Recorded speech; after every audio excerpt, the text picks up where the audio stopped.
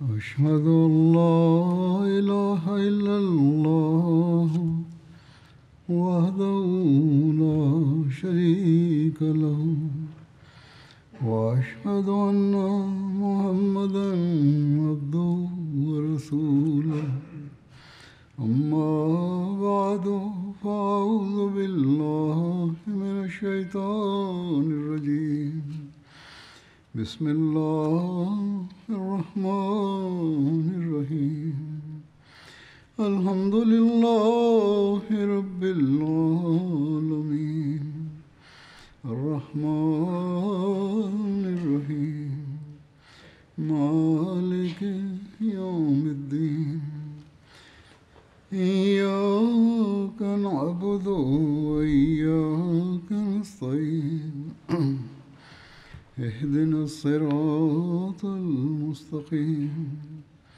صراط الذين أنعمت عليهم غير المغضوب عليهم ولا الضالين.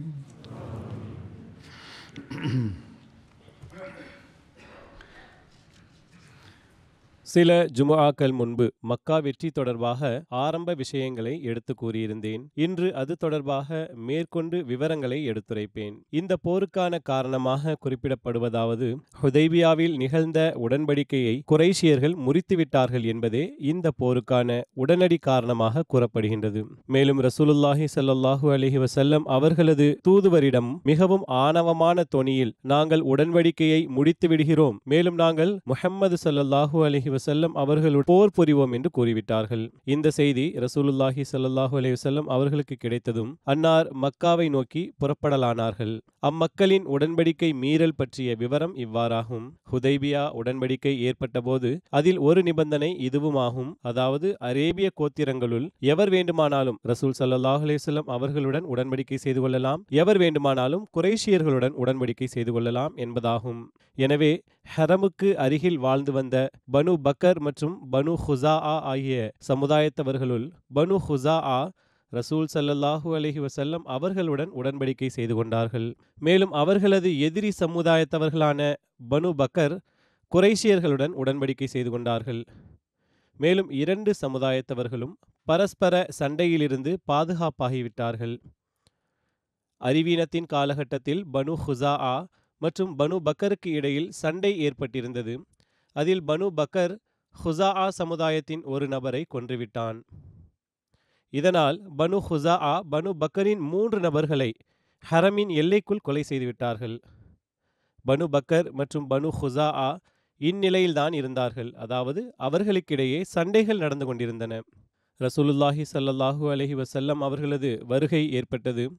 அன்னார் வாதம் புரிந்ததனால் இஸ்லாத்தை தெரிந்து கொள்வதில் மக்கள் ஈடுபடலாயினர். புதியதொரு விஷயம் அவர்கள் முன்னே வந்தது. அது தொடர்பாக பேசத் தொடங்கினர். மேலும் ஒருவர் மற்றவரிடையே ஏற்பட்ட சண்டை நின்றுவிட்டது. ஆயினும் அவர்கள் உள்ளங்களில் கோபத்தை மறைத்து வைத்திருந்தனர். ஷஅபான் மாதம் ஹிஜ்ரி 8ஆம் ஆண்டு வந்தது. ஹுதைபியா உடன்படிக்கை நிகழ்ந்து 22 மாதங்கள் கடந்துவிட்டிருந்தன. பனு பக்கரின் ஒரு நபர் ரசூல் ஸல்லல்லாஹு அலைஹி வஸல்லம் அவர்களை இகழ்ந்து பேசினான். அதாவது, அவதூறை பரப்பும் விதத்தில் கவிதை பாடினான். பனு ஹுசாஆவின் ஒரு இளைஞன் அவனை அவ்வாறு பாடக் கண்டான். எனவே அவன் பாடியவனை அடித்துவிட்டான். மேலும் அவனது தலையில் அடித்துவிட்டான்.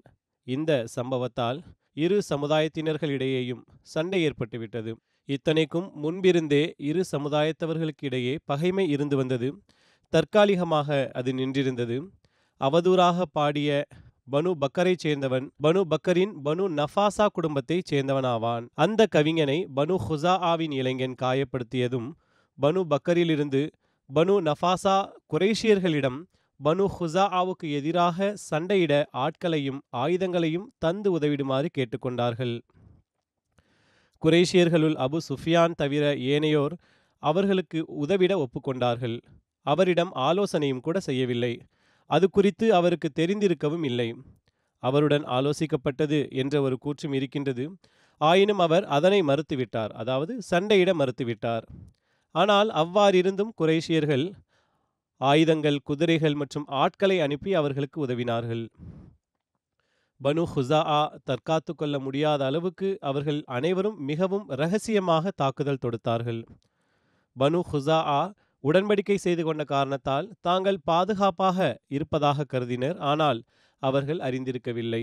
குரைஷ், பனு பக்கர் மற்றும் பனு நஃபாசா வத்தீர் எனும் இடத்தில் சந்திப்பதாக வாக்குறுதி வழங்கினர். இது புனித மக்காவுக்கு அருகிலுள்ள இடமாகும். இது மக்காவின் தென்மேற்கு எல்லைப் பகுதியில் மக்காவிலிருந்து 16 கிலோமீட்டர் தூரத்தில் உள்ளது. பனு ஹுசாஆவின் வசிப்பிடமும் அங்குதான் இருந்தது. குறித்த நேரத்தில் அங்கு ஒன்று கூடிய எதிரிகள், அதாவது குரைஷின் தலைவர்கள் வேடமிட்டிருந்தனர். மேலும் முகத்தை மறைத்திருந்தனர். அவர்களுள் சஃப்வான் பின் உமையா, இக்ரிமா பின் அபி ஜஹல், ஹுவைத் இப்னி அப்துல் உஸ்ஸா, ஷீபா பின் உஸ்மான் மற்றும் மக்ரஸ் பின் ஹப்ஸ் அடங்குவர். அவர்கள் அனைவருடனும் அவர்களது அடிமைகளும் இருந்தார்கள். மேலும் பனு பக்கரின் தலைவன் நௌஃபில் பின் முஆவியாவும் இருந்தான். பனு ஹுசாஆ ஒன்றும் அறியாது நிம்மதியாக இரவில் உறங்கிக் கொண்டிருந்தார்கள். அவர்களில் பெரும்பான்மையினர் குழந்தைகள், பெண்கள் மற்றும் பலவீனமான மக்களாக இருந்தனர். குரைஷியரும் பனு நஃபாசாவும் அவர்கள் மீது தாக்குதல் தொடுத்தனர். மேலும் அம்மக்களை கொல்ல ஆரம்பித்தனர். அச்சமயத்தில் அவர்களுள் சிலர் தப்பியோடி ஹரமின் எல்லைக்குள் வந்துவிட்டார்கள். மேலும் பனு ஹுசாஆ பனு பக்கரின் தளபதியான நௌஃபில் பின் முஆவியாவிடம், நௌஃபிலே, தற்போது நாங்கள் ஹரமுக்குள் நுழைந்து விட்டோம், நீ உனது கடவுளுக்கு அஞ்சு என்று கூறினான். அதற்கு நௌஃபில் மிகவும் ஆணவத்துடன், இன்று எந்த ஒரு உடன்படிக்கையும் இல்லை என்று கூறி ஹரமிலும் அவர்கள் கொல்வதை தொடர்ந்தார்கள். பனு பக்கர் பனு ஹுசாஆவைச் சேர்ந்த 20 நபர்களை அன்றைய தினம் கொன்றனர். எவ்வாறிருப்பினும் அதற்கு பிறகு குரைஷியர்கள் இந்த நடவடிக்கையினால் வெட்கி தலைகுனிந்தனர், துன்பமும் அடைந்தார்கள். அவர்களது இந்த செயலினால் ரசூலே கரீம் ஸல்லல்லாஹு அலைஹி வஸல்லம் மற்றும் அவர்களுக்கு இடையே செய்யப்பட்டிருந்த உடன்படிக்கை முறிந்துவிடும் என்பதை அவர்கள் அறிந்திருந்தனர். சுஹைல் பின் அம்ரு நௌஃபிலிடம், நாங்கள் உம்முடனும் உன்னுடன் இருந்தவர்களுடனும் சேர்ந்து மக்களை கொலை செய்தோம். அதனை நீ நன்கு அறிவாய். நீ அவர்களை பகிரங்கமாக கொலை செய்தாய். மேலும் எஞ்சிய மக்களையும் கொலை செய்ய நாடுகிறாய். ஆனால் நாங்கள் அவ்விஷயத்தில் உமக்கு கட்டுப்பட மாட்டோம். அவர்களை விட்டுவிடு என்று கூறினர். இதனால் நௌஃபில் அவர்களை விட்டுவிட்டான். மேலும் அவர்கள் சென்று விட்டார்கள். ஹாரிஸ் பின் ஹஷாம் மற்றும் அப்துல்லா பின் அபி ரபிஆ ஆகிய இருவரும் சஃப்வான் பின் உமையா, சுஹைல் பின் அம்ரு மற்றும் இக்ரிமா பின் அபி ஜஹல் ஆகியோரிடம் சென்றனர். மேலும் அவர்கள் பனு ஹுசாஆவுக்கு எதிராக பனு பக்கருக்கு உதவி செய்ததனால் கடுமையாக ஏசினர். மேலும், நீங்கள் என்ன செய்துவிட்டீர்கள்? நீங்கள் உடன்படிக்கை செய்திருந்தீர்கள். உங்களுடைய இந்த செயல் நமக்கும் முஹம்மதுக்கும் இடையே செய்யப்பட்ட உடன்படிக்கையை முறித்துவிடும் என்று கூறினர். ஹாரிஸ் பின் ஹஷாம் அபு சுஃபியானிடம், உங்களது சமுதாயம் என்ன செய்துவிட்டது என்று கேட்டான். அபு சுஃபியான் இதனை கேட்டுவிட்டு, இது எப்படிப்பட்ட சம்பவம் என்றால் இதில் நான் ஈடுபடவில்லை, ஆனால் இதில் தொடர்பில்லாதவனும் இல்லை. நடந்தது மிகவும் மோசமானதாகும். இறைவன் மீது ஆணையாக, முஹம்மது ஸல்லல்லாஹு அலைஹி வஸல்லம் அவர்கள் இப்போது நம்முடன் நிச்சயமாக போரிடுவார் என்று கூறினர். அபு சுஃபியான் மேலும் இதனை கூறினார், எனக்கு என்னுடைய மனைவி தான் ஒரு மோசமான கனவை கண்டதாக கூறினாள். அவள் ஹுஜூன் பள்ளத்தாக்கின் பக்கம் பைத்துல்லாஹ்வை விட்டும் 1.5 மைல் தொலைவில் உள்ள ஒரு மலை உள்ளது. அதிலிருந்து ஒரு இரத்த ஆறு ஓடியவாறு வந்தது. மேலும் ஹன்மா வரை வந்துவிட்டது என்று கனவு கண்டாள். ஹன்மா மினா போகும் வழியில் அமைந்துள்ள மக்காவின் ஒரு பிரபலமான மலையாகும். மக்கள் அதனை வெறுத்தனர். அதாவது இரத்த ஆறு பாய்ந்து ஓடி வருகிறது. இதனால் அம்மக்கள் பெரிதும் அஞ்சிவிட்டனர். எவ்வாறாகிலும் பனு ஹுசாஆ மீது நடந்த இந்த தாக்குதல் பற்றி ரசூலே கரீம் ஸல்லல்லாஹு அலைஹி வஸல்லம் அவர்களுக்கு ஆன்மீக காட்சியாக அல்லாஹ் காட்டிவிட்டான். நம்பிக்கையாளர்களின் தாய் ஹஸ்ரத் மைமூனா பின்த் ஹாரிஸ் அறிவிக்கின்றார்கள், ரசூலே கரீம் ஸல்லல்லாஹு அலைஹி வஸல்லம் அவர்கள் அவர்களுடன் இரவை கழித்தார்கள். அன்னார் தொழுவதற்காக ஒது செய்தார்கள். அன்னார் ஒது செய்யும் இடத்தில் இருந்தார்கள். மேலும் அன்னார் 3 முறை லப்பைக் லப்பைக் லப்பைக் என்று கூறுவதை கேட்டேன். அதாவது நான் இருக்கின்றேன், நான் இருக்கின்றேன், நான் இருக்கின்றேன் என்பதாகும். பிறகு 3 முறை நுசிர்து நுசிர்து என்றும் கூறினார்கள். அதாவது உமக்கு உதவி செய்யப்பட்டது, உமக்கு உதவி செய்யப்பட்டது, உமக்கு உதவி செய்யப்பட்டது என்பதாகும். அன்னார் கூறுகிறார்கள், நபியே கரீம் ஸல்லல்லாஹு அலைஹி வஸல்லம் அவர்கள் ஒழு செய்துவிட்டு வரும்போது, நான் அல்லாஹ்வின் தூதர் ஸல்லல்லாஹு அலைஹி வஸல்லம் அவர்களே, நீங்கள் 3 முறை லப்பைக் என்று கூறியவாறு 3 முறை நுசிர்து என்று கூறியதாக நான் கேட்டேன். உங்களுடன் எவரும் பேசிக் கொண்டிருந்தார்களா என்று கேட்டேன். அதற்கு அன்னார், பனு ஹுசாஆவின் கிளை கோத்திரமான பனு கஆபின் ஒரு மனிதன், அவன் பனு ஹுசாஆவுக்கு எதிராக தீய கவிதைகள் கூறியவாறு என்னை உதவிக்காக அழைத்தான் என்று கூறினார்கள். இது ஆன்மீக காட்சி வடிவில் இருந்தது. மேலும் குறைஷியர்கள் அவர்களுக்கு எதிராக பனு பக்கர் பின் வாயிலுக்கு உதவி செய்தார்கள் என்பது கூறப்பட்டது. ஹஸ்ரத் மைமூனா கூறுகிறார்கள், 3 நாட்களுக்கு பிறகு ரசூலே கரீம் ஸல்லல்லாஹு அலைஹி வஸல்லம் அவர்கள் மக்களுக்கு காலை நேர தொழுகையை தொழ வைத்தார்கள். அப்போது நான் ஒருவர் இவ்வாறு கவிதை கூறுவதை கேட்டேன். யா ரப்பி இன்னி நாஷிதுன் முஹம்மதா ஹல்ஃப அபீனா வ அபீஹி இல்லா தலத்தா. என் இறைவா, நான் முஹம்மது ஸல்லல்லாஹு அலைஹி வஸல்லம் அவர்களுக்கு எங்களுடைய மூதாதையர்கள் மற்றும் அவர்களுக்கு முன்னோர்களுக்கிடையே ஏற்படுத்தியிருந்த உடன்படிக்கையை நினைவூட்டுகின்றேன் என்பதாகும். மற்றுமொரு அறிவிப்பில் இவ்வாறு உள்ளது, வத்தீர் எனும் இடத்தில் பனு நஃபாசா மற்றும் பனு ஹுசாஆவின் சம்பவம் நிகழ்ந்த அந்த இரவின் பகலை நினைவூட்டுகிறேன். ஹஸரத் ரசூலே கரீம் ஸல்லல்லாஹு அலைஹி வஸல்லம் அவர்கள் ஹஸரத் ஆயிஷா அவர்களிடம், ஆயிஷாவே, ஹுசாஆவில் ஒரு சம்பவம் நிகழ்ந்துள்ளது என்று கூறினார்கள். ஹஸரத் ஆயிஷா அவர்கள், யா ரசூலல்லாஹ், குறைஷியர்கள் உங்களுக்கும் அவர்களுக்கும் இடையில் மேற்கொள்ளப்பட்ட ஒப்பந்தத்தை முறிக்க தைரியம் கொள்வார்களா என்று கேட்டார்கள். அதற்கு ரசூல் ஸல்லல்லாஹு அலைஹி வஸல்லம் அவர்கள் அந்த உடன்படிக்கையை எதனை அல்லாஹ் நாடினானோ அந்த விஷயத்துக்காக முறித்து விட்டார்கள் என்று கூறினார்கள். அதற்கு ஹஸரத் ஆயிஷா அவர்கள், அல்லாஹ்வின் தூதர் அவர்களே, அதில் நன்மை உள்ளதா என்று கேட்டார்கள். அன்னார், ஆம், அதில் நன்மை உள்ளது என்று கூறினார்கள். அதாவது அவர்கள் ஒப்பந்தத்தை முறித்த பிறகு அவர்களுக்கு அதற்கான தண்டனை கிடைக்க வேண்டும் என்பது இறைவனது விருப்பமாக இருந்தது. எவ்வாறாகிலும் இந்த சம்பவம் பற்றி ஹஸரத் முஸ்லிம் ரலியல்லாஹு அன்ஹு அவர்களும் குறிப்பிட்டுள்ளார்கள். அன்னார் தனது பாணியில் இவ்வாறு எழுதுகிறார்கள். ஹஸரத் மைமூனா அவர்கள் கூறுகிறார்கள், ஓரிரவு ரசூலே கரீம் ஸல்லல்லாஹு அலைஹி வஸல்லம் அவர்கள் எனக்கான தருணத்தில் என்னுடன் உறங்கிக் கொண்டிருந்தார்கள். அன்னார் தஹஜ்ஜுதுக்காக எழுந்து ஒது செய்தவாறே பேசினார்கள். அவர்களது குரல் எனக்கு கேட்டது. அன்னார் லப்பைக் லப்பைக் லப்பைக் என கூறினார்கள். அதன் பிறகு அன்னார் நுசிர்து நுசிர்து நுசிர்து என்று கூறினார்கள். அன்னார் கூறுகிறார்கள், ரசூலே கரீம் ஸல்லல்லாஹு அலைஹி வஸல்லம் அவர்கள் வெளியே வந்ததும் நான் அவர்களிடம், யா ரசூலல்லாஹ், எவரும் வந்திருந்தார்களா? நீங்கள் பேசிக் கொண்டிருந்தீர்களே என்று கேட்டேன். அதற்கு அன்னார், ஆம், என் முன் ஆன்மீக காட்சியாக ஹுசாஆவின் ஒரு கூட்டம் கொண்டு வரப்பட்டது. மேலும் அவர்கள், நாங்கள் முஹம்மதிடம் அவரது இறைவன் மீது ஆணையிட்டு கூறுகின்றோம், உம்முடனும் உமது மூதாதையர்களுடனும் நாங்கள் ஒப்பந்தம் செய்திருந்தோம். மேலும் நாங்கள் உனக்கு உதவி புரிந்து வந்தோம். ஆனால் குறைஷியர்கள் எங்களுடன் உடன்படிக்கையை மீறி நடந்து கொண்டார்கள். மேலும் இரவு நேரத்தில் எங்களுள் சிலர் சஜ்தாவிலும் சிலர் ருக்குவிலும் இருந்தபோது எங்கள் மீது தாக்குதல் தொடுத்து கொன்றுவிட்டார்கள். தற்போது நாங்கள் உமது உதவியை பெறுவதற்காக வந்திருக்கின்றோம் என்று கூச்சலிட்டவாறு சென்று கொண்டிருந்தார்கள். இவ்வாறாக நான் பார்த்தேன். ரசூலே கரீம் ஸல்லல்லாஹு அலைஹி வஸல்லம் அவர்கள் கூறினார்கள், நான் ஹுசாஆவின் ஒரு மனிதனை நின்றிருந்தவாறு கண்டேன். ஆன்மீக காட்சியாக அந்த மனிதன் எனக்கு தென்பட்ட போது நான் லப்பைக் லப்பைக் லப்பைக் என்று கூறினேன். அதாவது, நான் உங்களுக்கு உதவி புரிய ஆயத்தமாக இருக்கிறேன் என்று 3 முறை கூறினேன்.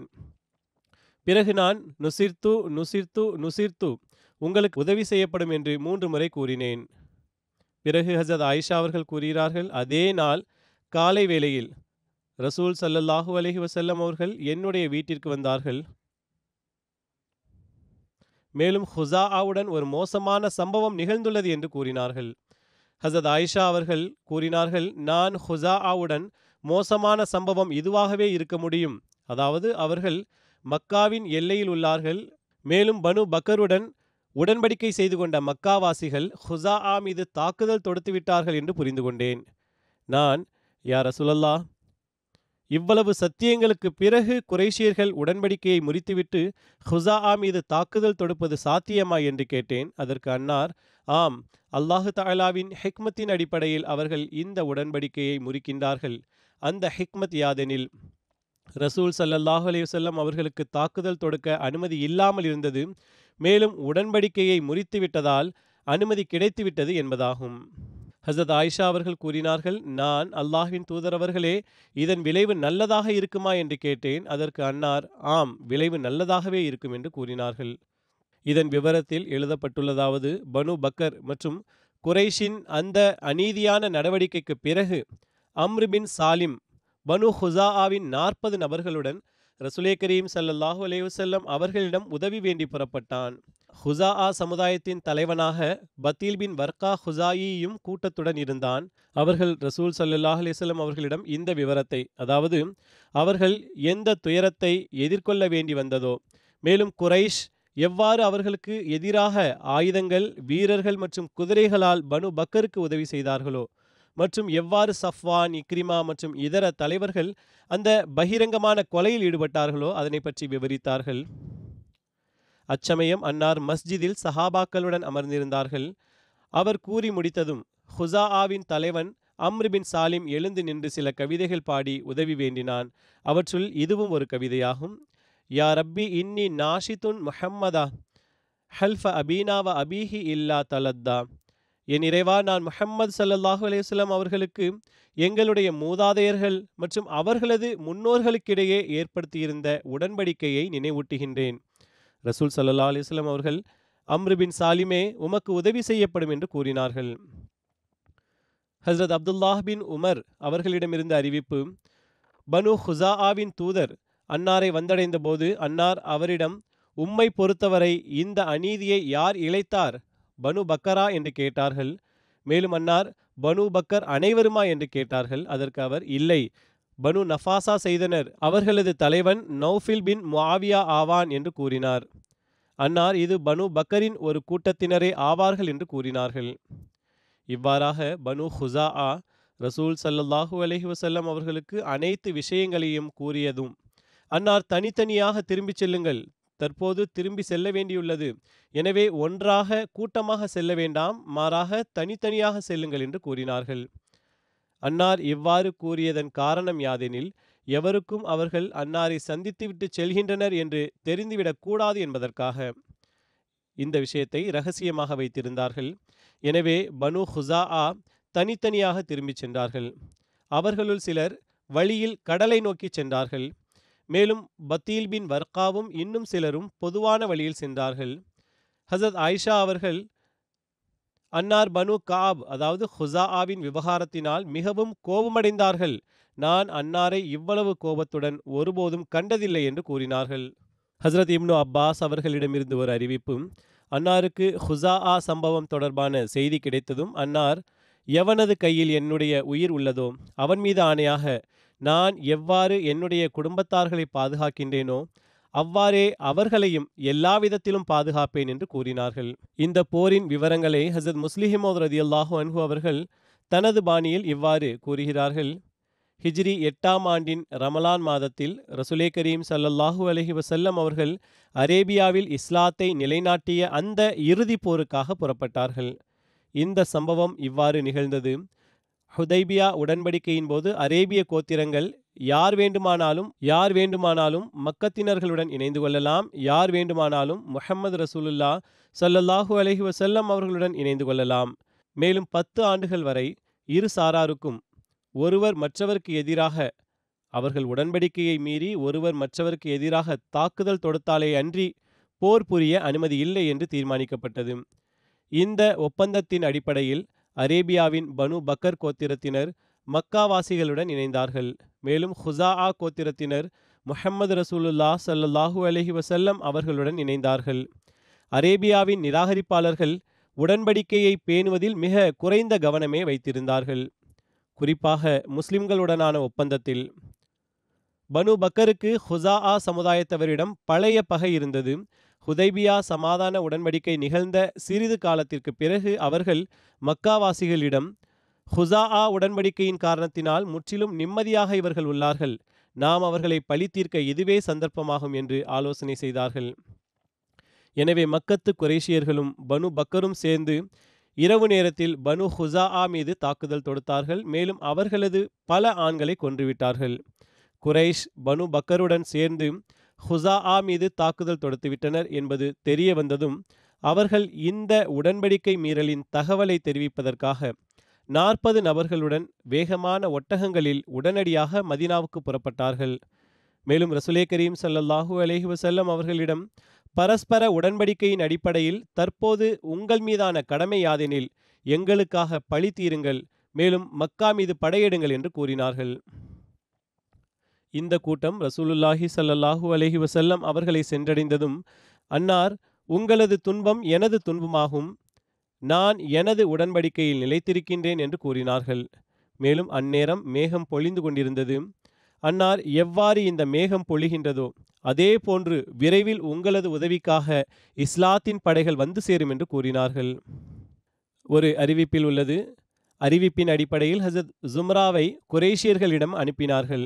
மேலும் 3 விஷயத்தில் ஒன்றை மேற்கொள்ளுமாறு கூறினார்கள். அதாவது, அவர்கள் பனு ஹுசாஆவின் கொல்லப்பட்டவர்களுக்கு ஈட்டுத் தொகை வழங்க வேண்டும், அல்லது பனு நஃபாசாவுடன் தங்களது தொடர்பின்மையை வெளிப்படுத்த வேண்டும், அல்லது ஹுதைபியா உடன்படிக்கையை முடித்துவிட வேண்டும் என்பதே அந்த 3 விஷயங்களாகும். ஹசரத் ஜும்ரா ரசூலே கரீம் ஸல்லல்லாஹு அலைஹி வஸல்லம் அவர்களது தூதுவராக அவர்களிடம் சென்றார். மஸ்ஜிதே ஹராமின் கதவருகில் ஒட்டகத்தை நிறுத்திவிட்டு உள்ளே சென்றார்கள். குறைஷியர்கள் தத்தமது இடத்தில் இருந்தார்கள். ஹசரத் ஜும்ரா தான் ரசூலே கரீம் ஸல்லல்லாஹு அலைஹி வஸல்லம் அவர்களது தூதராவார் என்று கூறினார்கள். மேலும் அவர்களிடம் ரசூல் ஸல்லல்லாஹு அலைஹி வஸல்லம் அவர்களது தூது செய்தியை எடுத்துரைத்தார்கள். குர்தா பின் அப்தே அம்ர் கூறினான், ஒருவேளை நாங்கள் பனு ஹுசாஆவின் கொல்லப்பட்டவர்களுக்கு ஈட்டுத் தொகையை வழங்கினால் எங்களிடமும் தானியம் இருக்காது, கால்நடைகளும் இருக்காது. ஏனென்றால் அத்தனை நபர்களுக்கு ஈட்டுத் தொகை வழங்குவதற்கு ஒரு பெரும் தொகை தேவையுள்ளது. அத்தோடு பனு நஃபாசாவுடன் தொடர்பின்மையை வெளிப்படுத்த வேண்டும் என்ற விஷயம் தொடர்பாக, யாதெனில் அவர்களைப் போன்று பைத்துல்லாஹுக்கு கண்ணியம் செய்பவர்கள் அரேபியாவில் எந்த கூட்டத்தினரும் இல்லை. அவர்களுக்கு நாம் வாக்கு கொடுத்துள்ளோம். மேலும் அவர்களுடன் நட்பை முறிக்கும் அறிவிப்பை செய்ய மாட்டோம். எங்களிடம் ஏதேனும் இருக்கும் வரை நாங்கள் பிரிந்து போக மாட்டோம். எனவே நாங்கள் முஹம்மது ஸல்லல்லாஹு அலைஹி வஸல்லம் அவர்களுடன் போர் புரிவோம் என்று கூறினான். அவன், நாங்கள் போர் புரிவோம், எனவே நாங்கள் உடன்படிக்கையை முடித்துக் கொள்வோம் என்று கூறினான். அதாவது ஹுதைபியா உடன்படிக்கையை ஹஸ்ரத் ஜும்ரா ரசூல் ஸல்லல்லாஹு அலைஹி வஸல்லம் அவர்களிடம் வந்து குறைஷியர்களின் வார்த்தைகளை அன்னாருக்கு எடுத்துரைத்தார். எவ்வாறு இருப்பினும் குறைஷியர்களது செயலின் காரணமாக பிறகு அவர்கள் வருத்தப்பட்டார்கள். மேலும் அவர்கள் அபு சுஃபியானை ரசூல் ஸல்லல்லாஹு அலைஹி வஸல்லம் அவர்களிடம் அனுப்பி வைத்தனர். அவரது வருகையை குறித்தும் அல்லாஹு தாலா ரசூலே கரீம் ஸல்லல்லாஹு அலைஹி வஸல்லம் அவர்களுக்கு முன்னரே தெரிவித்து விட்டான். அதாவது அபு சுஃபியான் வருகிறார் என்று. அதனை ரசூலே கரீம் ஸல்லல்லாஹு அலைஹி வஸல்லம் அவர்கள் மக்களுக்கு முன்னறிவிப்பு செய்தார்கள். அபு சுஃபியான் சமாதான உடன்படிக்கையை புதுப்பிக்க வருகிறார் என்று. இதன் விவரத்தில் எழுதப்பட்டுள்ளதாவது, ரசூலே கரீம் ஸல்லல்லாஹு அலைஹி வஸல்லம் அவர்கள் அபு சுஃபியான் மதினா வந்தடைவதற்கு முன்னரே சஹாபாக்களிடம் கூறினார்கள், அபு சுஃபியான் உங்களிடம் வருகிறார். அவர் உடன்படிக்கையை புதுப்பிக்கவும் சமாதான பேச்சுவார்த்தையை நீட்டிக்கவும் கூறுகிறார். ஆனால் அவர் கோபத்தை பெற்றுக்கொண்டு திரும்பச் செல்வார். அவரது பேச்சு கேட்கப்படாது என்று கூறினார்கள். ஓர் அறிவிப்பில் உள்ளது, ஹாரிஸ் பின் ஹஷாம் மற்றும் அப்துல்லா பின் அபி ரபியா ஆகியோர் அபு சுஃபியானிடம் சென்றார்கள். அவர்கள் இவ்விஷயத்தில் சமாதானம் செய்து கொள்வது உகந்ததல்ல. ஒருவேளை இந்த விஷயம் தீரவில்லை என்றால் முஹம்மது ஸல்லல்லாஹு அலைஹி வஸல்லம் தனது சஹாபாக்களுடன் நம்மீது தாக்குதல் தொடுப்பார்கள் என்று கூறினார்கள். மேலும் அபு சுஃபியான் மற்றும் அவரது அடிமை ஆகியோர் 2 ஒட்டகங்களில் புறப்பட்டார்கள். அவரும் அவரது அடிமையும் 2 பெண் ஒட்டகங்களில் புறப்பட்டார்கள். அவர்கள் விரைவில் சென்று மதீனாவை அடைந்தார்கள். அவர் முதலில் தன்னுடைய மகளும் ரசூலே கரீம் ஸல்லல்லாஹு அலைஹி வஸல்லம் அவர்களின் மனைவியுமாகிய உம்மு ஹபீபாவிடம் சென்றார்கள். அபு சுஃபியான் ரசூலே கரீம் ஸல்லல்லாஹு அலைஹி வஸல்லம் அவர்களது படுக்கையில் அமர விரும்பினார். ஆனால் ஹஸரத் உம்மு ஹபீபா படுக்கையை மடித்து விட்டார்கள். அதற்கு அபு சுஃபியான், என் மகளே, இந்த படுக்கை எனக்கு தகுதியானது இல்லையா, அல்லது நான் இந்த படுக்கைக்கு தகுதியானவன் இல்லையா என்று கேட்டார். ஹஸரத் உம்மு ஹபீபா கூறினார்கள், இது ரசூலே கரீம் ஸல்லல்லாஹு அலைஹி வஸல்லம் அவர்களது படுக்கையாகும். நீங்கள் ஒரு இணை வைப்பாளர் மற்றும் அசுத்தமான மனிதராவீர்கள். நீங்கள் ரசூலே கரீம் ஸல்லல்லாஹு அலைஹி வஸல்லம் அவர்களது படுக்கையில் அமர்வதை நான் விரும்பவில்லை என்று கூறினார். அதற்கு அபு சுஃபியான், என் மகளே, எனக்கு பிறகு உமக்கு தீங்கு நேரிட்டதா என்று கேட்டார். அதற்கு உம்மு ஹபீபா, இல்லை, மாறாக அல்லாஹ் என்னை இஸ்லாத்தின்பால் வழி நடத்தியுள்ளான். எனது தந்தையே, நீர் குறைஷியர்களின் தலைவராவீர். இஸ்லாத்தை ஏற்றுக்கொள்வதில் உங்களுக்கு தாமதம் எவ்வாறு ஏற்பட முடியும் என்று கூறினார்கள். அன்னார் அவருக்கு, நீங்கள் கேட்க இயலாத, பார்க்க முடியாத சிலைகளை வணங்குகிறீர்கள் என்று தப்லீக் செய்தார்கள். அபு சுஃபியான் அங்கிருந்து எழுந்து ரசூலே கரீம் ஸல்லல்லாஹு அலைஹி வஸல்லம் அவர்களிடம் சென்றார். அன்னார் அச்சமயத்தில் மஸ்ஜிதில் இருந்தார்கள். அவர், முஹம்மதே ஸல்லல்லாஹு அலைஹி வஸல்லம், நான் ஹுதைபியா உடன்படிக்கையின் போது இருக்கவில்லை.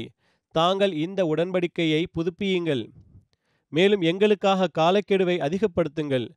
அதற்கு அன்னார், அபு சுஃபியானே, நீர் இதற்காக மட்டுமே வந்தீரா என்று கேட்டார்கள். அதற்கு அவர் ஆம் என்று கூறினார். ரசூலே கரீம் ஸல்லல்லாஹு அலைஹி வஸல்லம் அவர்கள், உங்கள் சார்பாக ஏதேனும் பேசப்பட்டதா என்று கேட்டார்கள். அதற்கு அவர், அல்லாஹ்வின் அடைக்கலத்தை தேடுகிறேன், நாங்கள் எங்களது ஹுதைபியா உடன்படிக்கையில் நிலைத்திருக்கிறோம் என்று கூறினார். நாங்கள் அதில் எந்த மாற்றத்தையும் ஏற்படுத்தவில்லை என்று தவறான தகவலை கூறினார். ரசூல் ஸல்லல்லாஹு அலைஹி வஸல்லம் அவர்கள், நாங்களும் எங்களது ஹுதைபியா உடன்படிக்கையில் நிலைத்திருக்கிறோம், நாங்களும் எந்த மாற்றத்தையும் செய்யவில்லை என்று கூறினார்கள். நமது ஒப்பந்தம் நிகழ்ந்தது, சரிதான், நீங்களும் எந்த ஒரு மாற்றத்தையும் செய்யவில்லை என்று கூறினார்கள். அபு சுஃபியான் தன்னுடைய கூற்றை மீண்டும் மீண்டும் கூறினார். ஆனால் ரசூலே கரீம் ஸல்லல்லாஹு அலைஹி வஸல்லம் அவர்கள் அவருக்கு எந்த பதிலையும் கொடுக்கவில்லை. அவர் ஹஸரத் அபு பக்கரிடம் சென்று அவரிடம், முஹம்மது ஸல்லல்லாஹு அலைஹி வஸல்லம் அவர்களிடம் பேசுங்கள், அல்லது உங்கள் சார்பாக மக்களிடையே அடைக்கலத்தை அறிவியுங்கள் என்று கூறினார். ஹஸரத் அபுபக்கர் அவர்கள், எனது அடைக்கலம் நபியே கரீம் ஸல்லல்லாஹு அலைஹி வஸல்லம் அவர்களது அடைக்கலத்தில் உள்ளது என்று கூறினார்கள். அபு சுஃபியான் பிறகு ஹஸரத் உமர் அவர்களிடம் வந்தார். மேலும் ஹஸரத் அபுபக்கரிடம் பேசியவாறே அவரிடம் பேசினார். பிறகு ஹஸரத் உஸ்மானிடம் சென்றார். அவர்களிடம், இரத்த பந்தத்தை பேணுவதில் மக்களில் உங்களை விட மேலானவர் யாரும் இல்லை, சமாதான உடன்படிக்கையின் கெடுவை அதிகப்படுத்துங்கள் அல்லது உடன்படிக்கையை புதுப்பியுங்கள், உமது நண்பர் உமது பேச்சை மீறமாட்டார் என்று கூறினார். அதற்கு அன்னார், எனது அடைக்கலம் நபியே கரீம் ஸல்லல்லாஹு அலைஹி வஸல்லம் அவர்களது அடைக்கலத்தில் உள்ளது என்று கூறினார்கள். பிறகு அவர் அங்கிருந்து தோல்வியுற்றவராய் ஹஸரத் அலி அவர்களிடம் சென்றார். மேலும், அலியே, உறவில் மற்ற அனைவரையும் விட நீர் எனக்கு மிக நெருக்கமானவராவீர். நான் ஒரு முக்கிய பணிக்காக வந்துள்ளேன், ஆனால் வெறுங்கையோடு திரும்ப விரும்பவில்லை. முஹம்மது ஸல்லல்லாஹு அலைஹி வஸல்லம் அவர்களிடம் எனக்காக பரிந்துரை செய்யுங்கள் என்று கூறினார். அதற்கு அவர்கள், அபு சுஃபியானே, உனக்கு அழிவு உண்டாகட்டும் என்று கூறினார்கள். ரசூலே கரீம் ஸல்லல்லாஹு அலைஹி வஸல்லம் அவர்கள், ஒரு விஷயத்தில் உறுதியாகிவிட்டார்கள் என்றால் அது தொடர்பாக பேசுவதற்கு எங்களுக்கு ஆற்றல் இல்லை, எங்களுக்கு எவ்வித ஆற்றலும் இல்லை என்று கூறினார்கள். அதற்கு அவர் ஹஸரத் அலி அவர்களிடம், அலியே, விவகாரம் என் மீது கடுமையாகிவிட்டது, எனக்கு ஏதேனும் ஆலோசனை கூறுங்கள் என்று கூறினார். ஹஸரத் அலி அவர்கள், அல்லாஹ்வின் மீது ஆணையாக உமக்கு பயனளிக்கக்கூடிய எந்த ஒரு விஷயமும் எனக்கு தெரியாது. ஆனால் நீர் பனு கனானாவின் தலைவராவீர், எழுந்து மக்கள் முன்னிலையில் அடைக்கலத்திற்கான அறிவிப்பு செய்வீராக, பிறகு உமது நகரத்திற்கு சென்று விடுங்கள் என்று கூறினார்கள். அபு சுஃபியான் மஸ்ஜிது நபவி சென்றார். மேலும், மக்களே, நான் உங்கள் மத்தியில் சமாதானத்திற்கான அறிவிப்பு செய்கின்றேன், நீங்கள் எனது சமாதானத்தை முறிக்க மாட்டீர்கள் என்று கருதுகிறேன் என்று கூறினார். அவர் ரசூலே கரீம் ஸல்லல்லாஹு அலைஹி வஸல்லம் அவர்களிடம் வந்தார். மேலும், முஹம்மதே, மக்கள் மத்தியில் நான் அமைதிக்கான அறிவிப்பு செய்துவிட்டேன் என்று கூறினார். அன்னார் கூறினார்கள், அபு ஹஸ்லாவே, இதனை நீர் மட்டுமே கூறுகின்றீர், அதாவது நாங்கள் இது தொடர்பாக எதனையும் கூறவில்லை, இது உன் சார்பான அறிவிப்பே ஆகும் என்று கூறினார்கள். பிறகு அவர் தனது ஒட்டகத்தில் அமர்ந்து திரும்ப சென்று விட்டார். ஒரு அறிவிப்பின் அடிப்படையில் அவர் ஹஸரத் ஃபாத்திமாவிடமும் பரிந்துரைக்காக பேசினார், ஆனால் அவரும் மறுத்துவிட்டார் என்று உள்ளது. மேலும் இவ்வாறாக அபு சுஃபியான் எவ்வித புதிய உடன்படிக்கையின்றியும் அல்லது ஒன்றுபட்ட கருத்தின் முயற்சியிலும் தோல்வியடைந்து திரும்பிச் சென்றார். அபு சுஃபியான் திரும்ப தனது சமுதாயத்திற்கு சென்று நடந்தவற்றை கூறியபோது அவர்களும், எந்த ஒரு நற்செய்தியையும் நீர் கொண்டு வரவில்லை என்று அபு சுஃபியானை ஏசினார்கள். ஹஸரத் முஸ்லிம் மௌத் ரலியல்லாஹு அன்ஹு அவர்களும் வரலாற்று ரீதியாக இதனை எடுத்துரைத்துள்ளார்கள். இவ்வாறு எழுதியுள்ளார்கள், மக்கத்தினர்கள் அபு சுஃபியானை மதினாவை நோக்கி அனுப்பினார்கள். எவ்வாறாகிலும் முஸ்லிம்களை தாக்குதலிலிருந்து விலக்கி வைப்பதற்காக அபு சுஃபியான் மதினா சென்றடைந்து ரசூலே கரீம் ஸல்லல்லாஹு அலைஹி வஸல்லம் அவர்களிடம் வலியுறுத்த ஆரம்பித்தார். நான் ஹுதைபியா சமாதான உடன்படிக்கையின் போது இல்லை, எனவே புதிதாக ஒப்பந்தம் செய்ய வேண்டும் என்று கூறினார். ஆனால் ரசூலே கரீம் ஸல்லல்லாஹு அலைஹி வஸல்லம் அவர்கள் அவரது கூற்றிற்கு எந்த பதிலையும் அளிக்கவில்லை. ஏனென்றால் பதில் கூறினால் ரகசியம் வெளிப்பட்டுவிடும். அபு சுஃபியான் கவலையடைந்த நிலையில் மஸ்ஜிதில் நின்று, மக்களே, நான் மக்கத்தினர்கள் சார்பாக மீண்டும் உங்களுக்காக சமாதானத்தை அறிவிப்பு செய்கிறேன் என்று கூறினார். இந்த விஷயத்தை கேட்டு முஸ்லிம்கள் அவரது அறிவீனத்தை கண்டு சிரிக்கத் தொடங்கினர். மேலும் ரசூலே கரீம் ஸல்லல்லாஹு அலைஹி வஸல்லம் அவர்கள், அபு சுஃபியானே, நீர் ஒரு புறமாக இந்த விஷயத்தை கூறுகிறீர், நாங்கள் உம்மிடம் எந்த ஒரு உடன்படிக்கையும் செய்யவில்லை என்று கூறினார்கள். நமது ஆராய்ச்சி பிரிவினர் இது தொடர்பாக ஒரு குறிப்பை எழுதியுள்ளார்கள். நான் ஹுதைபியா உடன்படிக்கையில் இருக்கவில்லை என்ற அபு சுஃபியானின் கூற்று கவனிக்கத்தக்கதாகும். அவர்களை பொறுத்தவரை சில மக்களும் எழுதியிருக்கலாம், எனவே அவர்கள் இந்த விஷயத்தை கூறியுள்ளார்கள். பொதுவாக புரிந்து கொள்பவர்களுக்கு இது அவசியமில்லை, ஆனால் வரலாற்று விஷயங்களில் ஆழமாக தெரிந்து கொள்ள விரும்புபவர்கள் நான் அங்கு இருக்கவில்லை என்று கூறுவது பற்றி கேள்வி எழுப்பலாம். கவனிக்க வேண்டிய விஷயமுமாகும். ஏனென்றால் வரலாறு மற்றும் சுயசரிதைகளில் சில நூல்களில் நான் இருக்கவில்லை என்று அவர் கூறியது இருக்கின்றது. ஆனால் பெரும்பாலான நூல்கள் இவற்றை குறிப்பிடவில்லை. மேலும் வரலாற்று ஆசிரியர்களில் பெரும்பாலோர் இவ்விஷயத்தை குறிப்பிடவில்லை. மூன்றாவது விஷயம், யாரேனும் ஹுதைபியா உடன்படிக்கையின் போது உண்மையிலேயே அபு சுஃபியான் இருக்கவில்லைதானா? வாக்தியின் நூலான அல் மகாசி, சீரத்துல் ஹல்பியா மற்றும் ஒன்றிரண்டு நூல்களில் அவர் அந்த சந்தர்ப்பத்தில் அங்கு இருக்கவில்லை என்று குறிப்பு உள்ளது. ஆனால் வரலாற்று மற்றும் சுயசரிதை நூல்களில் பெரும்பாலானவற்றில் இவ்வாறு குறிப்பிடப்பட்டுள்ளது. அதாவது ஹுதைபியா உடன்படிக்கையின் சந்தர்ப்பத்தில் ரசூலே கரீம் ஸல்லல்லாஹு அலைஹி வஸல்லம் அவர்கள் ஹஸரத் உஸ்மான் அவர்களை மக்காவுக்கு அனுப்பினார்கள். அவர்கள் அபு சுஃபியான் மற்றும் இதர குறைஷிய தலைவர்களுக்கு நாங்கள் சண்டையிட வரவில்லை என்று கூறுவதற்காக அனுப்பினார்கள். இதிலிருந்து தெரிய வருவது யாதெனில், அபு சுஃபியான் அச்சமயத்தில் அங்கு இருந்தார். ஆனால் கவனத்தில் கொள்ள வேண்டிய விஷயம் யாதெனில், ஹுதைபியாவின் சந்தர்ப்பத்தில் அவர் நபியே கரீம் ஸல்லல்லாஹு அலைஹி வஸல்லம் அவர்களிடம் பேசவும் வரவில்லை, உடன்படிக்கையிலும் சுயமே வரவில்லை. இருந்தும் அவர் குறைஷியர்களது தலைவராக இருந்தார். மேலும் அந்த உடன்படிக்கைகளில் அவரது கையெழுத்தோ சாட்சியமோ இல்லை. எனவே மதீனாவில் அவர் கூறியது, அதாவது நான் ஹுதைபியா உடன்படிக்கையின் போது இருக்கவில்லை என்று கூறியதன் பொருள் ஒப்பந்தத்தின் போது இருக்கவில்லை அல்லது உண்மையிலேயே அங்கு இருக்கவில்லை என்பதாகும்.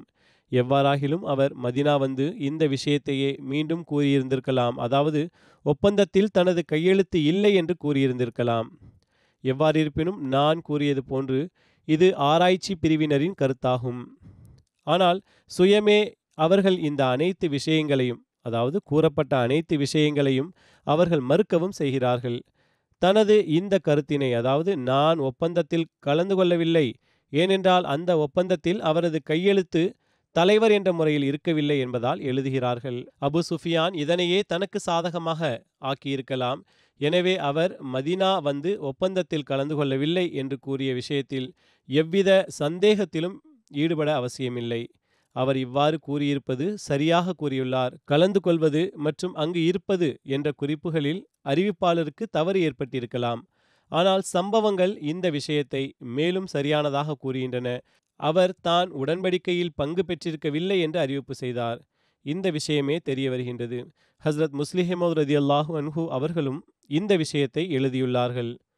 அதாவது அவர் கூறினார், மேலும் அன்னார் அதனை ஏற்றுக்கொண்டார்கள். மேலும் அவர் உடன்படிக்கையில் கலந்திருக்கவில்லை என்பதே சரியாகும். மேலும் இதனை நாம் இவ்வாறு புரிந்து கொள்ள வேண்டும், அதாவது நான் கலந்து கொள்ளவில்லை என்பதையே புரிந்து கொள்ள வேண்டும். எவ்வாறாகிலும் இது ஒரு வரலாற்று விவகாரமாகும். அதனை நான் எடுத்துரைத்து விட்டேன். எனவே இதில் எவ்வித சந்தேகமும் கொள்ள அவசியமில்லை. மேலும் இதில் எந்த கேள்வியும் எழுவதில்லை. இது மிகவும் தெளிவான விஷயமாகும். எவ்வாறிருப்பினும் இந்த திட்டத்திற்காக செல்வது தொடர்பான விவரத்தில் இவ்வாறு எழுதப்பட்டுள்ளது. ரசூலே கரீம் ஸல்லல்லாஹு அலைஹி வஸல்லம் அவர்கள் இரகசியமாக பயணத்திற்கு தயாராக ஆரம்பித்தார்கள். ரசூலே கரீம் ஸல்லல்லாஹு அலைஹி வஸல்லம் அவர்கள் மக்களிடம் பயணத்திற்கு ஆயத்தமாக வழிகாட்டல் வழங்கினார்கள். ஆனால் எங்கு செல்ல வேண்டும் என்று குறிப்பிடவில்லை. இவ்வாறே ரசூலே கரீம் ஸல்லல்லாஹு அலைஹி வஸல்லம் அவர்கள் ஹஸரத் ஆயிஷா அவர்களிடம் பயணத்திற்காக எனது பொருட்களை ஆயத்தப்படுத்துங்கள் என்று கூறினார்கள். இதை கூறிவிட்டு ரசூல் ஸல்லல்லாஹு அலைஹி வஸல்லம் அவர்கள் வீட்டிலிருந்து வெளியே சென்றதும் ஹஸரத் அபூபக்கர் அவர்கள் தனது மகளான ஹஸரத் ஆயிஷாவிடம் வந்தார்கள். அச்சமயம் ஹஸரத் ஆயிஷா ரசூல் ஸல்லல்லாஹு அலைஹி வஸல்லம் அவர்களது பொருட்களை தயார் செய்து கொண்டிருந்தார்கள். அபு பக்கர் அவர்கள் ரசூல் ஸல்லல்லாஹு அலைஹி வஸல்லம் அவர்கள் ஏதேனும் போருக்கு செல்ல நாடியுள்ளார்களா என்று கேட்டார்கள். ஹஸரத் ஆயிஷா அமைதியாக இருந்தார்கள். பிறகு ஹஸரத் அபுபக்கர் அவர்கள், அநேகமாக ரோமானியர்களை நோக்கி செல்லும் எண்ணம் இருக்கலாம், அல்லது நஜதுவாசிகளை நோக்கி செல்லும் எண்ணம் இருக்கலாம், அல்லது குறைஷியர்களை நோக்கி செல்லும் எண்ணம் இருக்கலாம். ஆனால் அவர்களுடனும் ஒப்பந்தத்தின் காலகட்டம் இன்னும் பாக்கியிருக்கிறதே என்று கூறினார்கள். ஹஸரத் ஆயிஷா அன்னாரது அனைத்து கேள்விகளுக்கும் அமைதி காத்தார்கள். மேலும் எந்த பதிலையும் கூறவில்லை. அப்போது நபியே கரீம் ஸல்லல்லாஹு அலைஹி வஸல்லம் அவர்கள் திரும்பி வந்தார்கள்.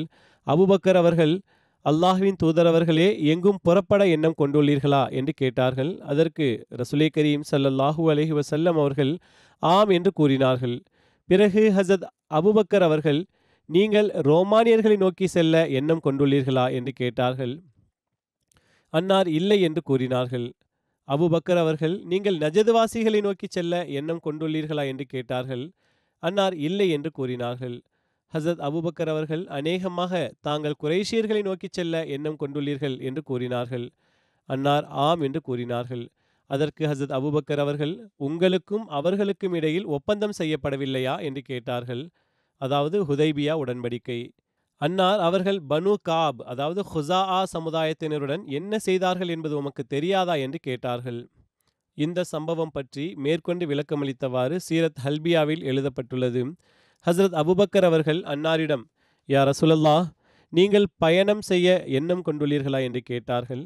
அன்னார் ஆம் என்று கூறினார்கள். ஹசரத் அபூபக்கர் அவர்கள், பிறகு நானும் ஆயத்தமாகட்டுமா என்று கேட்டார்கள். அன்னார் ஸல்லல்லாஹு அலைஹி வஸல்லம் அவர்கள் ஆம் என்று கூறினார்கள். ஹசரத் அபூபக்கர் அவர்கள், யா ரசூலல்லாஹ், தாங்கள் எங்கு செல்ல நாடியுள்ளீர்கள் என்று கேட்டார்கள். அன்னார் குறைஷியர்களை எதிர்கொண்டு என்று கூறியதோடு, அபூபக்கரே, இந்த விஷயத்தை தற்போது இரகசியமாக வைத்துக் கொள்ளுங்கள் என்றும் கூறினார்கள். இவ்வாறாக ரசூலுல்லாஹ் அவர்கள் மக்களிடம் ஆயத்தமாக கட்டளையிட்டார்கள். ரசூலே கரீம் ஸல்லல்லாஹு அலைஹி வஸல்லம் அவர்கள் மக்கள் அறியாதவாறு, அதாவது ரசூல் ஸல்லல்லாஹு அலைஹி வஸல்லம் அவர்கள் எங்கு செல்ல உள்ளார்கள் என்பதை தெரியாத வண்ணம் வைத்திருந்தார்கள். அதற்கு பிறகு ரசூலே கரீம் ஸல்லல்லாஹு அலைஹி வஸல்லம் அவர்கள் கிராமங்கள் மற்றும் சுற்றியுள்ள முஸ்லிம்களுக்கு தூது செய்தி அனுப்பி வைத்தார்கள். உங்களில் எவர் அல்லாஹு தஆலா மற்றும் மறுமை மீது நம்பிக்கை கொண்டுள்ளார்களோ அவர்கள் ரமலான் மாதத்தில் மதீனாவை வந்தடையுங்கள் என்று வழிகாட்டல் வழங்கினார்கள். ரசூல் ஸல்லல்லாஹு அலைஹி வஸல்லம் அவர்களது அறிவிப்புக்கு ஏற்ப அரேபிய சமுதாயத்தினர் மதீனா வரத் தொடங்கினர். மதீனா வந்தடைந்த சமுதாயத்தினர்களுள் பனு அஸ்லம், பனு கஃபார், பனு முசைனா, பனு அஷ்ஜா மற்றும் பனு ஜஹைனா ஆகியோர் அடங்குவர். ஒரு அறிவிப்பின் அடிப்படையில் ரசூல் ஸல்லல்லாஹு அலைஹி வஸல்லம் அவர்கள் முதலில் ஹசரத் அபூபக்கர் அவர்களை அழைத்து ஆலோசனை செய்தார்கள். பிறகு ஹசரத் உமர் அவர்களை அழைத்து ஆலோசனை செய்தார்கள். மேலும் பிறகு அனைத்து முஸ்லிம்களுக்கும் பயணத்துக்கான ஆயத்தத்தை மேற்கொள்ள வழிகாட்டல் வழங்கினார்கள். இந்த சம்பவத்தை எடுத்துரைத்தவாறு ஹசரத் முஸ்லிம் ரலியல்லாஹு அன்ஹு அவர்கள் இவ்வாறு எழுதியுள்ளார்கள். ரசூலே கரீம் ஸல்லல்லாஹு அலைஹி வஸல்லம் அவர்கள் தனது ஒரு மனைவியிடம், எனது பயணத்திற்கான பொருள்களை கட்ட ஆரம்பியுங்கள் என்று கூறினார்கள். அவர்கள் பயணப் பொருட்களை கட்ட ஆரம்பித்தார்கள். மேலும் ஹசரத் ஆயிஷா அவர்களிடம், எனக்காக மாவு போன்றவற்றை அல்லது தானியங்கள் போன்றவற்றை அரைத்து தயார் செய்யுங்கள் என்று கூறினார்கள். இவ்வகையான உணவுகளே அந்நாட்களில் இருந்தன. எனவே அவர்கள் மண்ணிலிருந்து பிரித்து தானியங்களை எடுக்க ஆரம்பித்தார்கள். தானியங்களை சுத்தப்படுத்த ஆரம்பித்தார்கள். ஹசரத் அபூபக்கர் அவர்கள் வீட்டில் மகளிடம் வந்தார்கள். மேலும் அவர்கள் இந்த ஆயத்தத்தை பார்த்து, ஆயிஷாவே, என்ன நடக்கிறது? ரசூலே கரீம் ஸல்லல்லாஹு அலைஹி வஸல்லம் அவர்கள் ஏதேனும் பயணத்திற்கு ஆயத்தமாகிறார்களா என்று கேட்டார்கள். அவர்கள் பயணத்திற்கான ஆயத்தம் என்றே தெரிகிறது. ரசூல் ஸல்லல்லாஹு அலைஹி வஸல்லம் அவர்கள் பயணத்திற்கு ஆயத்தம் செய்யவே கூறினார்கள் என்று கூறினார்கள். ஹசரத் அபூபக்கர் அவர்கள் ஏதேனும் போருக்கான எண்ணமா என்று கேட்டார்கள். அவர்கள் ஒன்றும் தெரியாது என்று கூறினார்கள். ஹசரத் ஆயிஷா அவர்கள், எனக்கு ஒன்றும் தெரியாது. ரசூலுல்லாஹி ஸல்லல்லாஹு அலைஹி வஸல்லம் அவர்கள் என்னுடைய பயணப் பொருட்களை தயார் செய்யுங்கள் என்று கூறினார்கள். நாமும் அவ்வாறே செய்கின்றோம் என்று பதிலளித்தார்கள். ஆயிஷா அவர்கள், நாம் பயணப் பொருட்களை ஆயத்தப்படுத்துகிறோம். எங்கு செல்வது, எதற்காக செல்வது என்று எனக்கு ஒன்றும் தெரியாது என்று பதிலளித்தார்கள். 2-3 தினங்களுக்கு பிறகு ரசூல் ஸல்லல்லாஹு அலைஹி வஸல்லம் அவர்கள் ஹசரத் அபூபக்கர் மற்றும் ஹசரத் உமர் ஆகியோரை அழைத்து, பாருங்கள், ஹுஸாஆவை சேர்ந்தவர் வந்தார், இவ்வாறு நிகழ்ந்துவிட்டது என்று கூறினார். எனக்கு இறைவன் முன்பே அவர்கள் துரோகம் இழைத்துவிட்டார்கள் என்ற செய்தியை வழங்கிவிட்டான். மேலும் நாம் அவர்களுடன் ஒப்பந்தம் செய்துள்ளோம். நாம் அஞ்சிவிட்டால் அது ஈமானுக்கு புறம்பானதாகும். மேலும் மக்கத்தினர்களது வீரம் மற்றும் ஆற்றலை கண்டு அவர்களுக்கு எதிராக ஆயத்தமாக கூடாதா என்ன? எவ்வாறாகிலும் நாம் அங்கு செல்ல வேண்டும். உமது கருத்து என்ன என்று கூறினார்கள். ஹசரத் அபூபக்கர் அவர்கள், யா ரசூலல்லாஹ், தாங்களோ அவர்களிடம் ஒப்பந்தம் செய்துள்ளீர்கள். மேலும் பிறகு அவர்கள் உங்களுடைய சமுதாயத்தினர் ஆவார் என்று கூறினார்கள். அதாவது, நீங்கள் உங்களுடைய சமுதாயத்தவரை கொல்லப் போகிறீர்களா என்று கேட்டார்கள். ரசூலே கரீம் ஸல்லல்லாஹு அலைஹி வஸல்லம் அவர்கள், நாம் எமது சமுதாயத்தை கொல்ல மாட்டோம், உடன்படிக்கையை முறித்தவர்களை கொள்வோம் என்று கூறினார்கள். பிறகு ஹசரத் உமர் அவர்களிடம் அன்னார் கூறினார்கள். ஹசரத் உமர் அவர்களது இயல்பிலேயே இருந்தது. அவர்கள், பிஸ்மில்லாஹ், நான் தினமும் இந்த நாள் கிடைத்திட வேண்டும். மேலும் நாம் ரசூலே கரீம் ஸல்லல்லாஹு அலைஹி வஸல்லம் அவர்களை பாதுகாத்தவாறு நிராகரிப்பாளர்களுடன் சண்டையிட வேண்டும் என்று துவாக்கள் செய்து வந்தேன் என்று கூறினார்கள். ரசூலுல்லாஹி ஸல்லல்லாஹு அலைஹி வஸல்லம் அவர்கள் கூறினார்கள், அபுபக்கர் அவர்கள் மிகவும் மென்மையான இயல்புடையவர் ஆவார்கள். ஆனால் உண்மையான கூற்று உமரின் நாவிலிருந்து வரும் என்று கூறினார்கள். சரியான கூற்று உமருடையதாகும் என்பதாகும். ஆயத்தமாகுங்கள் என்று கூறினார்கள். பிறகு அன்னார் அக்கம்பக்கத்து கோத்தினர்களுக்கு தகவல் அனுப்பி வைத்தார்கள். அதாவது அல்லாஹ் மற்றும் அவனது ரசூல் மீது நம்பிக்கை கொண்டவர்கள் ரமலானின் ஆரம்ப நாட்களில் மதினாவில் ஒன்று கூடுங்கள் என்று அறிவிப்பு செய்வித்தார்கள். ரசூல் ஸல்லல்லாஹு அலைஹி வஸல்லம் அவர்கள் இந்த பயணத்தை இரகசியமாக வைத்திருப்பதற்காக பல்வேறு உத்திகளை கையாண்டார்கள். எனவே அன்னார் பயணத்திற்கு முன்பு 8 நபர்கள் அடங்கிய ஒரு குழுவை ஹசரத் அபு கத்தாதா பின் ரபி அவர்களது தலைமையில் அஸ்ம் பள்ளத்தாக்கை நோக்கி மக்காவுக்கு எதிர் திசையில் அனுப்பி வைத்தார்கள். அப்போதுதான் அன்னார் அத்திசையை நோக்கி செல்ல உறுதி கொண்டுள்ளார்கள் என்று நினைப்பார்கள். மேலும் செய்தி பரவ முடியாது. அசம் மதினாவிலிருந்து 26 மைல் தொலைவில் கிழக்கு திசையில் நஜதில் உள்ள ஒரு பள்ளத்தாக்காகும். அது தவிர ரசூலே கரீம் ஸல்லல்லாஹு அலைஹி வஸல்லம் அவர்கள் மதினாவை சுற்றி மேலும் சில மனிதர்களை புறப்படச் செய்தார்கள். அவர்களது டியூட்டி யாதெனில் ஏதேனும் அந்நியர் மக்காவை நோக்கி செல்கிறார் என்றால் அவரை திருப்பி அனுப்பி வைக்க வேண்டும் என்பதாகும். இவ்வனைத்து பணிக்கும் கண்காணிப்பாளராக ஹசரத் உமர் அவர்களை நியமித்தார்கள். அவர்கள் மேற்பார்வையாளராக சுற்றி வந்தார்கள். இவ்வனைத்து திட்டங்களையும் மேற்கொண்ட பிறகு ரசூல் ஸல்லல்லாஹு அலைஹி வஸல்லம் அவர்கள் தனது இறைவனுடைய சன்னிதானத்தில் துஆவுக்காக கையேந்தினார்கள். அல்லாஹும்ம ஹுஸ் அலா அஸ்மாயிஹிம் வ அபுஸ்வாரிஹிம் வலா யரவுன இல்லா பஹ் வலா யஸ்மஊன இல்லா ஃபஜாத். அல்லாஹுவே, குறைஷியர்களின் காதுகள் மற்றும் அவர்களது கண்களை தடுத்து வைப்பாயாக. அதாவது அவர்களுடைய ஒற்றர்கள் மற்றும் தூதுவர்களை எங்களை பார்க்காத வண்ணம் தடுத்து வைப்பாயாக. ஆயினும் திடீரென நாங்கள் அவர்கள் வரை சென்றடைய வேண்டும். மேலும் அவர்களுக்கு எங்களை குறித்து எந்த தகவலும் தெரிந்திருக்க கூடாது. மாறாக திடீரென்று எங்களை பற்றி தகவல் செல்ல வேண்டும் என்று துவா செய்தார்கள். ரசூல் ஸல்லல்லாஹு அலைஹி வஸல்லம் அவர்களது மற்றொரு துவாவும் கிடைக்கிறது. அது யாதெனில் அல்லாஹும்ம ஹுஸில் அயூன வல் அஹ்பார அன் குரைஷி ஹத்தா நப்கதஹா ஃபி பிலாதிஹா. அல்லாஹுவே, குறைஷியர்களின் ஒற்றர்கள் மற்றும் அவர்களுடைய தூதுவர்களை தடுத்து வைப்பாயாக. எதுவரை என்றால் எங்களை அவர்களது பகுதியில் திடீரென்று காண வேண்டும். மேற்கொண்டு விவரங்கள் இன்ஷா அல்லாஹ் இனிவரும் நாட்களில் கூறப்படும். இதற்கு பிறகு அன்னார் பயணத்தை ஆரம்பித்தார்கள். தற்போது உலகின் பொதுவான நிலைகள் பற்றி கூற விரும்புகின்றேன். பெரும்பாலானோர் துவாக்கள் செய்ய கூறுகிறார்கள். போர் மூலம் சாத்தியக்கூறுகள் அதிகமாகி வருகின்றன. மேலும் அல்லாஹு தஆலாவிடம் துவா செய்யுங்கள். அல்லாஹு தஆலா அதன் அழிவுகளிலிருந்து நம்மை பாதுகாப்பாக வைப்பானாக. ஏனென்றால் தற்போது ஈரான் மீது இஸ்ரேல் மீது தாக்குதல் தொடுத்துவிட்டார்கள். மேலும் அபாயகரமான நிலை உருவாகிவிட்டது. இந்த போரின் நிலை இந்த மக்கள், அதாவது இஸ்ரேலின் அரசாங்கம் ஒவ்வொன்றாக அனைத்து முஸ்லிம் நாடுகளுக்கும் இழப்பை ஏற்படுத்த வேண்டும் என்று நாடுகிறார்கள். ஆனால் முஸ்லிம் நாடுகள் உறங்கிக் கொண்டிருக்கின்றன. தங்களது முன்னேற்றம் மற்றும் இதர விஷயங்களுக்கு முக்கியத்துவம் கொடுப்பதில் மூழ்கியுள்ளார்கள். மேலும் என்ன நடக்க உள்ளது என்பது அவர்களுக்கு புரியவில்லை. முஸ்லிம்களுடைய செயல்களும் இல்லை, அவர்களுக்கு துவாவின் பக்கமும் கவனமில்லை. இவ்வாறான நிலைமையில் பிறகு ஏற்படுகின்ற இழப்புகளை பற்றி அவர்கள் கற்பனை கூட செய்து பார்க்க முடியாது. அல்லாஹு தாலா அவர்களுக்கு அறிவை வழங்குவானாக. மேலும் அவர்கள் அவன் பக்கம் திரும்புவார்களாக. மேலும் ஒன்றுபட முயற்சிப்பார்களாக. இந்த கூட்டத்தினர் என்று கூறி அவர்களுக்கு உதவி செய்யாமல் இருக்கக்கூடாது. அனைத்து நாடுகளும் ஆபத்தில் இருக்கின்றன. ஏனென்றால் ஹல அல் குஃபாரு மில்லத்தும் வாஹிதா என்றாகிவிட்டார்கள். அதாவது நிராகரிப்பாளர்கள் அனைவரும் ஒரே சமுதாயமாக ஆகிவிட்டார்கள். மேலும் முஸ்லிம்களும் ஒரே சமுதாயமாக ஆக வேண்டியுள்ளது. அப்போதுதான் அவர்கள் ரட்சிக்கப்படுவார்கள்.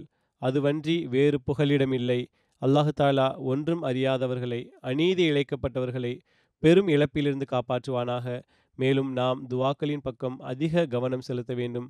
அல்லாஹு தாலா அதற்கு நமக்கு நல் வாய்ப்பை வழங்குவானாக.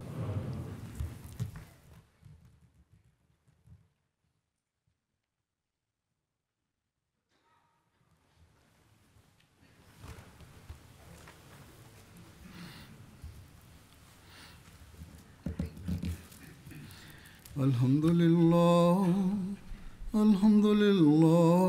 nahmaduhu wa nasta'inuhu wa nastaghfiruhu wa nu'minu bihi wa natawakkalu alayhi wa na'udhu billahi min shururi anfusina wa min sayyiati a'malina.